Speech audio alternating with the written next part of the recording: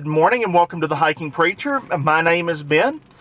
Today we have with us a very special guest. This is Miss Lisa Bannister, my mama, the one who introduced us to the First Place program. Now, Mama, why don't you just kind of start out and tell us how it was you came to be involved in the First Place program. Tell us a little bit about yourself and your story. We were living in Natchitoches, Louisiana, and a lady in our church had heard about the First Place program, which is based on the idea of putting Christ first. But if I understand right, we're going to discuss the dietetic part of this program, and it's based on the American Diabetic Association exchange diet. First, the exchange diet is such that you could use it with any program that you do, whether it's First Place or Weight Watchers or any of those. It gives you a good basis to determine what you're going to eat, your calories. And it fits with a busy life, because after a while, if you're out away from home and you can't do measuring, you kind of learn what a half cup and a cup and those things are. Food in this program is broken down into six groups based on the food's number of carbs, proteins, and fats. The 6 groups are meat, bread, vegetables, fruit, milk, and fat. Meat, for instance, has 7 grams of protein. Bread has 15 carbs, 3 proteins, and a trace of fat with 80 calories. Vegetables are 5 carbs, 2 proteins, no fat, 25 calories. Fruit is 15 carbs, no proteins, no fat, 60 calories. Milk is 12 carbs, 8 proteins, no fat, and 90 calories. And then fat is determined by 5 grams of fat is considered a fat exchange, and it's 45 calories.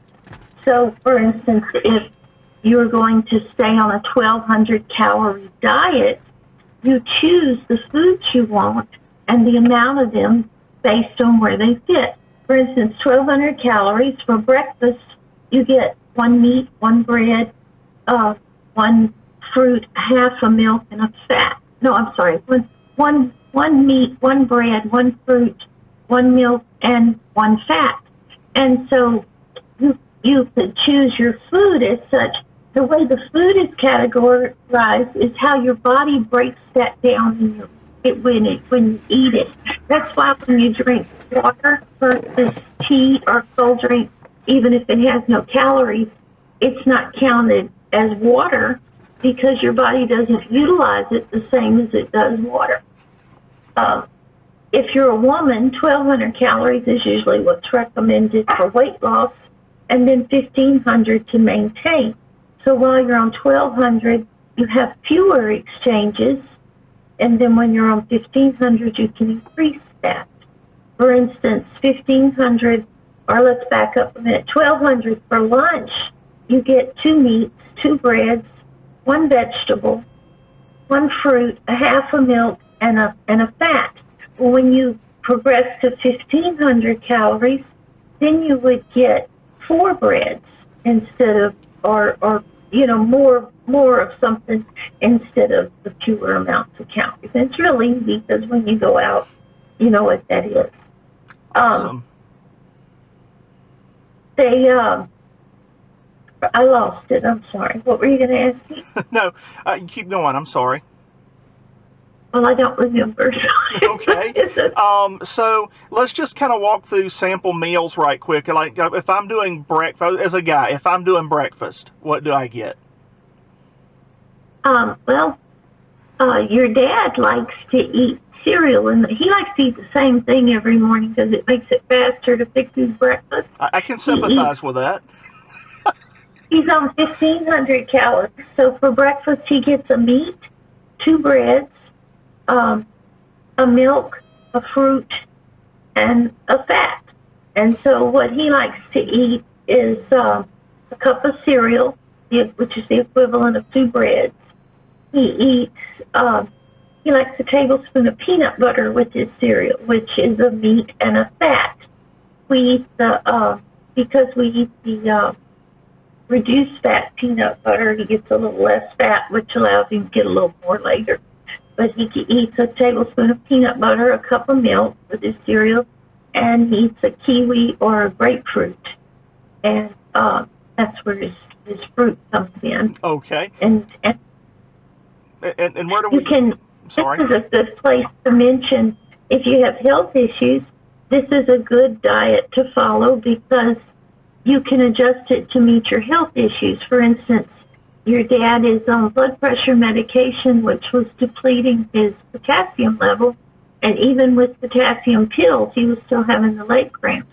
So we did a little research, and kiwi and grapefruit are extremely high in potassium, and so that's all he eats for breakfast. He eats kiwi one morning and grapefruit the next morning. Nice. And I've also found that eating the same thing, like if you plan your meals out and you eat the same thing, it makes it easier to stick with it too. It does for us. Our lunch is always different, and that gives you some variety. Some people, through different weight loss programs that I've talked to, they hate eating the same thing. So you could change it up. Let's say you like cheese toast. Well, if you're on 1,200 calories, a piece of bread and a piece of 2% cheese is going to be a meat and a bread, and then you can have a cup of milk and your fruit. And I like applesauce, so I eat a half a cup of applesauce in the morning. And then for fat, you need a fat. People try to do away with fat, but you need fat. Your nails will fall out, your hair will fall out. Some of us, our hair falls out anyway, you know. When you eat your fat, it's easier to stay on the diet because it lasts longer. You don't use it up where you're hungry again so quick. And of course, I did a video on the benefits of water, but water is important for helping you not to eat too much on the program too, because it helps that starch expand inside your stomach when you're eating your meals. It's a natural appetite suppressant, and also water. It is supposed to be, if you're on 64 ounces, you want to drink a third of your water in the morning, a third in the afternoon or with lunch, and a third in the evening. Your body utilizes it better. They did a lot of tests years back, and you can't, if you drink all 64 ounces in the morning, it's not going to work as well for you as if you spread it out. You also want to drink your third within 30 minutes. You don't want to drag it out the day. It works. The water cleanses your cells, and it washes out fat. If you're trying to lose weight, Absolutely. It washes out your fat. Now, did I get that right? Was that like an extra 20 ounces for every 5 pounds you're trying to lose? Was that an extra 8 ounces for every 20 pounds that you're trying to lose? Oh, well, gee, I got that wrong. Something else about water is it helps you think. Older people especially need their water because it enables your synapses to communicate with each other in your brain, makes your muscle coordination and your nerves function better as well. Also, when you don't drink enough water, your liver starts doing part of the work of your kidneys, and that's just bad. Oh yeah. Well, because you can't do the work nearly as efficiently as your kidneys, and if it's doing the work of your kidneys, it can't do what the liver's supposed to do. It's not a good thing.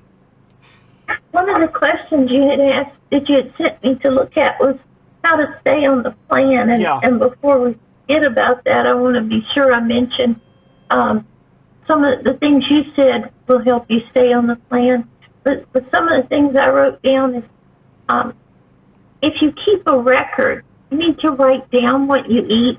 A lot of times we forget, and if you're the one that does the cooking, all that tasting that you do while you're cooking, it adds up real fast. Yeah, it does. Or if you're supposed to eat a tablespoon of something and you eat a heaping tablespoon every time, well, I love By it. the end of the week, you've added many Oh, tablespoons. yes. The other thing is, if you can do it with someone, accountability is very helpful and encouraging. I loved Weight Watchers when I was a part of that. I liked going to the meetings and weighing in, and there was never any fussing at you for not doing well, but it was very encouraging to hear how other people were doing their struggles, how they learned to deal with some of that. You know, it's just really helpful. Recipes. There are so many ways to make your recipes more compatible with your number of calories, and you don't know that. If it's good to go and learn other ways. Sure, if you don't have anybody to talk to, you don't know that. That's You know, and the nice thing about accountability is you don't feel, I mean, and I do it with Cindy. I mean, it's nice to have a spouse I can do it with, but you don't feel like you're stuck out there all by yourself. That's true. I wanted to mention too, most everybody has a Fitbit now, and almost all of them have a meal tracker plan that is so easy to use, and you can incorporate this exchange diet into that plan. It's not a problem. And my Fitbit, I like it because it shows me how many. It figures how many calories you burn for your exercise and your steps, and then it shows what your intake was. And if you're trying to lose weight, you're not going to lose if your burn doesn't exceed your intake. And I like that feature a lot. And mine's a really inexpensive Fitbit. You can get one. You can get one for, I think, $30 if you want to. You don't really? have to have or it might be 40, but you don't have to have all the bells and whistles on it. You can get a cheap one and it works just fine. No, that's true. I liked it. Well, Mama, did you have anything else you wanted to add today? No, I thank you for including me, and I think I had written down based on the questions you sent me. I would like to say there was a little quote or two. There's two that I'd like to say. One is the program works, or the plan works when you work the plan.